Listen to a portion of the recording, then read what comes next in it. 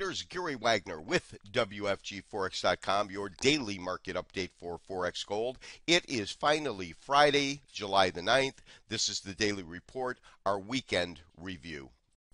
With about 2 hours left in trading on Forex Gold this weekend, Forex Gold is trading about $10 higher, currently at 1209.55.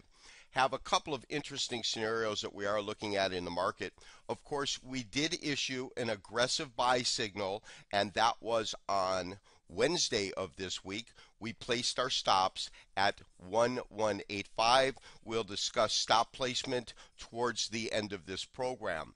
The pattern that we're looking at today in terms of candlesticks is a pattern known as an engulfing bullish. An engulfing bullish is a 2-day pattern. We can see it right here, these last two candles, and it's one in which you get an open that's equal to the close. Of course, in Forex, because of the fix, you have to do that, and engulfs or completely trades into the range and above the range of the prior day candle. Our high today was about 1214, 1214.80, depending on what you're looking at in terms of the bid-ask spread.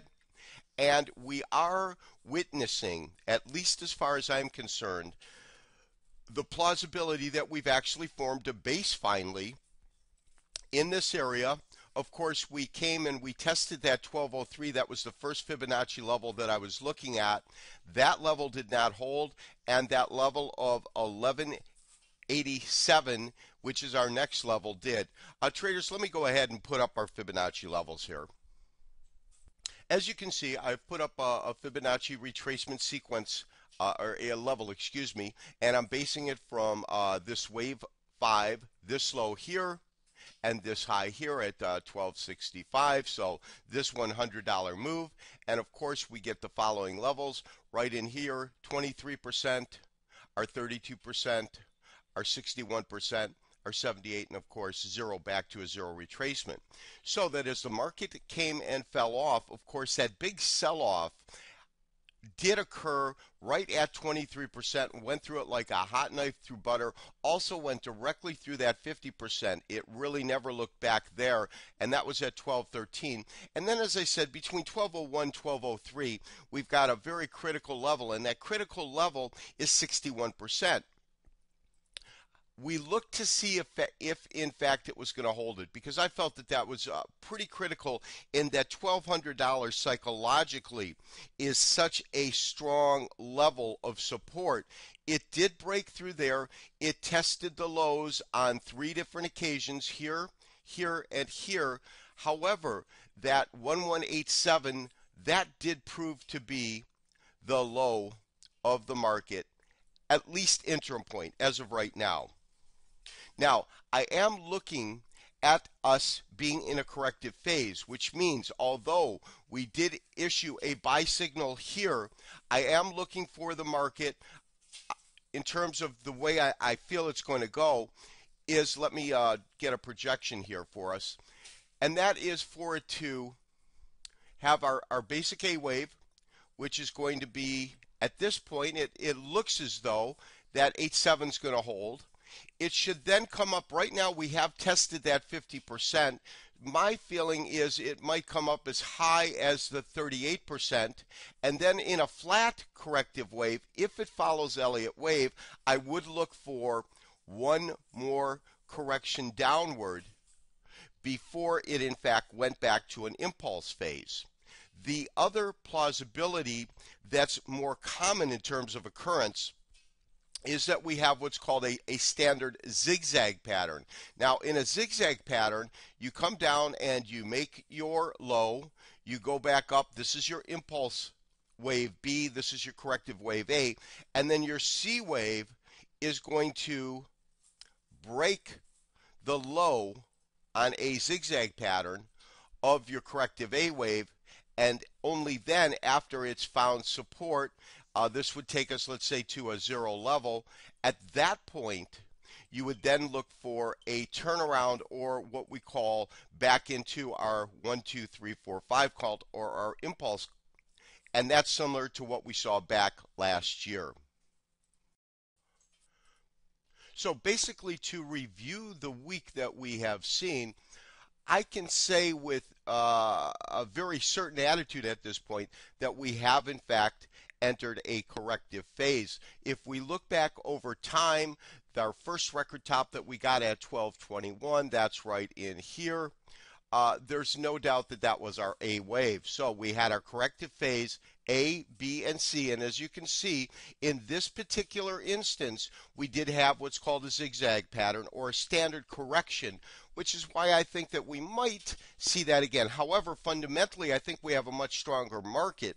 And that's why I've kind of been leaning towards what I believe to be a congestion or what we call a flat pattern, which is what I've shown you just a few minutes ago. From there, we absolutely hit our impulse phase, waves 1, 3, and 5. Those are our impulse waves up in our impulse phase or our motive phase, and then our corrective waves within that would have been, of course, 2 and 4. And now, of course, we have entered this corrective wave A. Traders, in terms of our stop placements, we are along at 1203. I don't want to tighten it up too much, but if the market does want to turn around, I want to lower our risks. So my suggestion is 1198. Go ahead and move your stop to just below 1200. Make that 1198 on a stop. And this way, our risk on the trade right now is $5.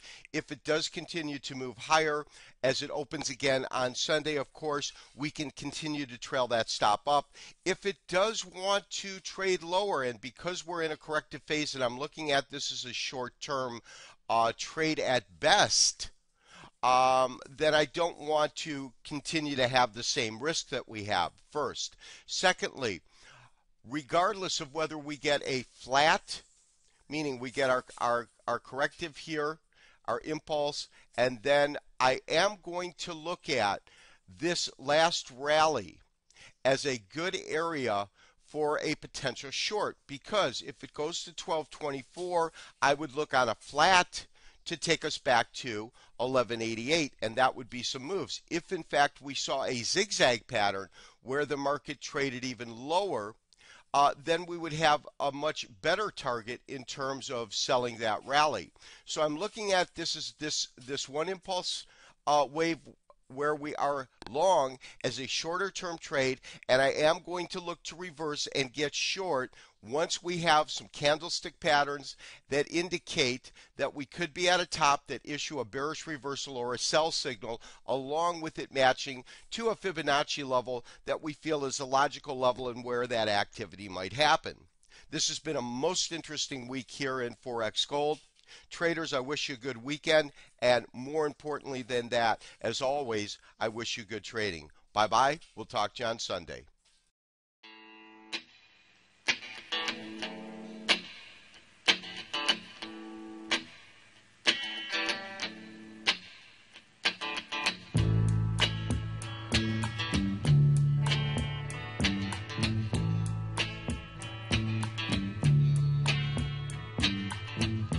When I look out my window,